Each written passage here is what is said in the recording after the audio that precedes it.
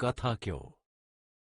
हरियाणे में एक कहावत है, घोड़े के नाड़ जड़ी जावे थी तो मींड की ने भी लात ठाई, अक मेरे भी जड़ दे।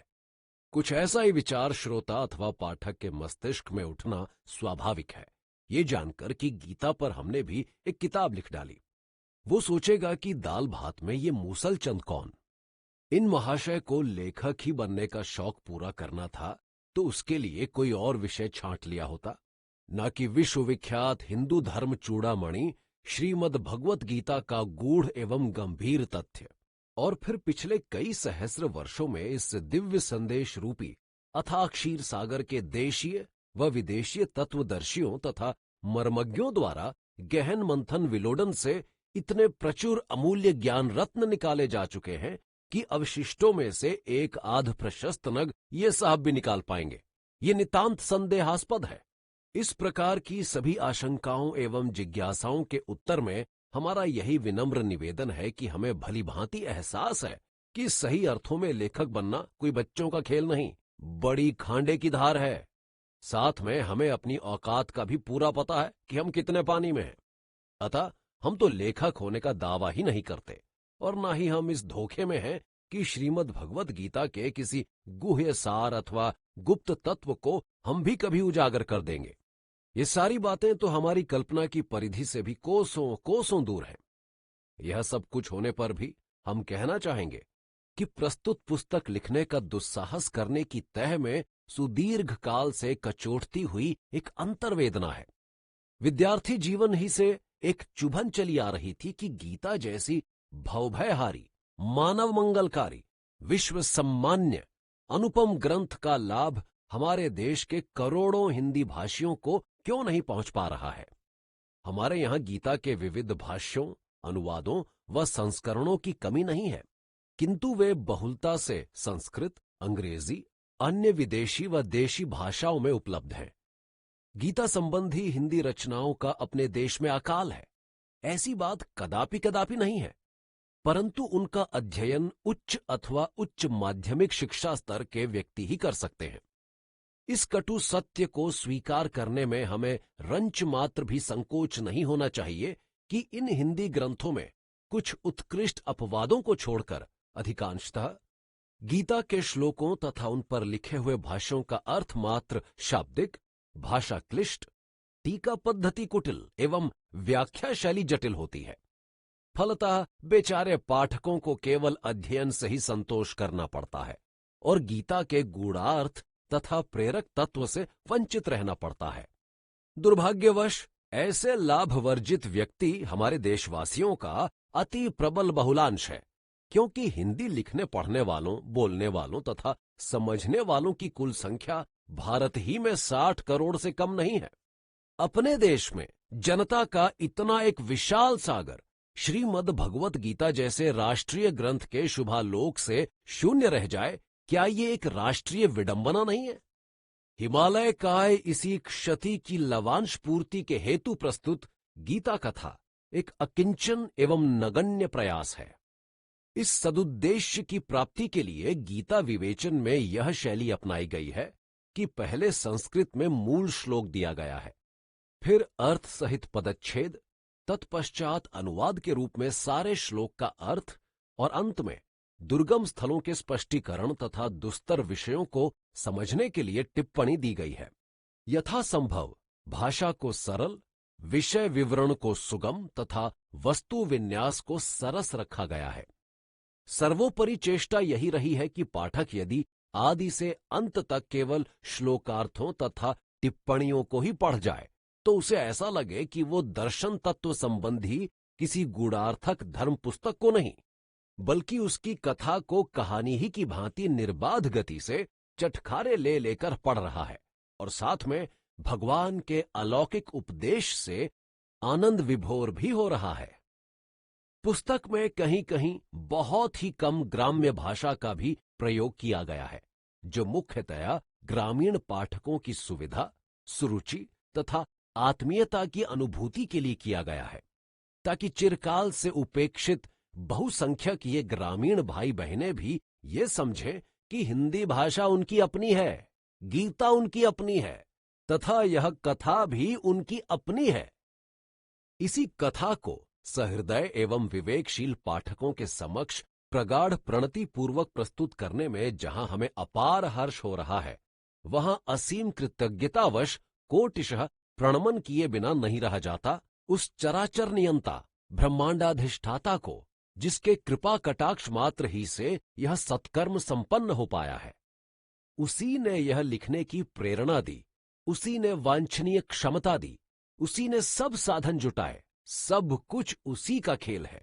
यह प्रत्यक्ष दिखाई देने वाला बखेड़ा तो केवल प्रपंच है। फिर भारी आभार भार से नत हो जाता है हमारा मस्तक उन प्राचीन व अर्वाचीन शास्त्रकारों तथा आचार्यों, भाष्यकारों तथा मनीषियों, वीतराग सन्यासियों तथा प्रकांड पंडितों के लिए, जिनके प्रत्यक्ष व परोक्ष, लिखित व कथित ज्ञान विन्यास ने यह सन्मार्ग आलोकित किया।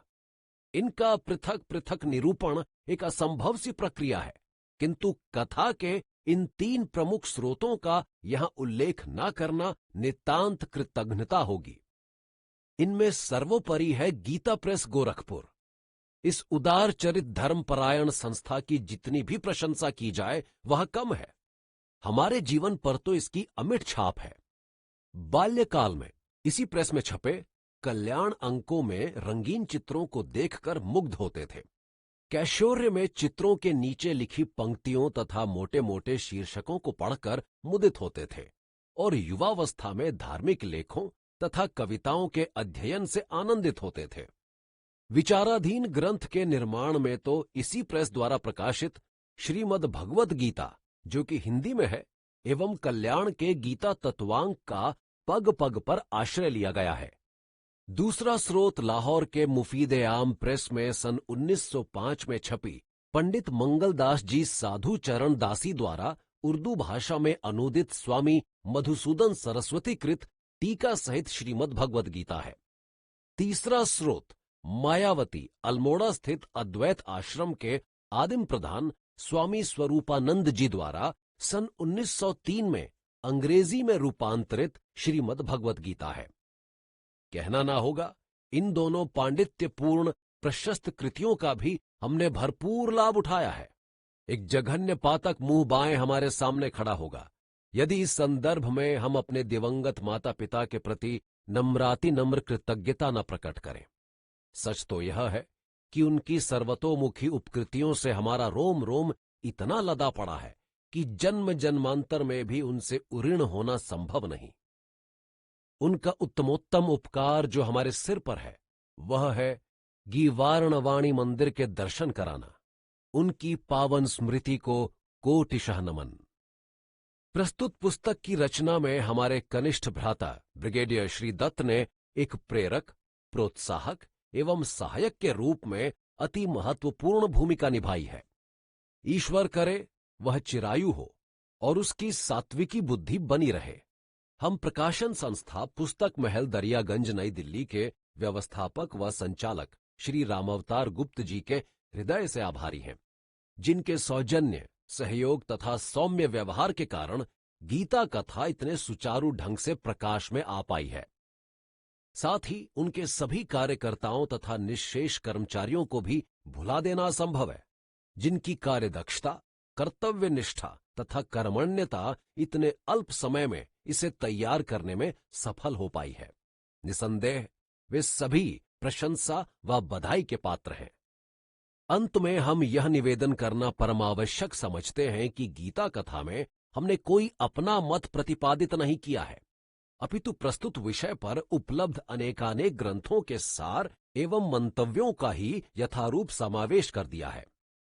इस कांड में हमारी भूमिका केवल एक संदेशवाहक, दूत व डाकिये की सी ही है। विचार संचार की इस प्रक्रिया में यदि कहीं कुछ गड़बड़ी हो गई है तो उसके लिए दोषी हम और केवल हम ही हैं।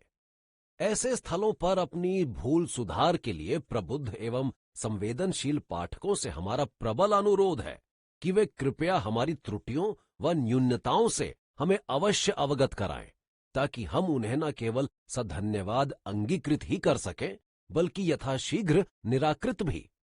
ऐसे प्रकरणों में हमें उनके प्रशस्त मार्गदर्शन की ईप्सा है। एक तत्वदर्शी मर्मज्ञ ने इसी परिप्रेक्ष्य में जानकारी से मनुष्य जाति को निम्न निर्दिष्ट 4 श्रेणियों में विभक्त किया है। पहली, जो जानता है और जानता है कि वो जानता है, बुद्धिमान है, अंत तक उसका अनुसरण करो। दूसरी, जो जानता है और नहीं जानता है कि वो जानता है, भुलक्कड़ है, उसे याद दिलाओ।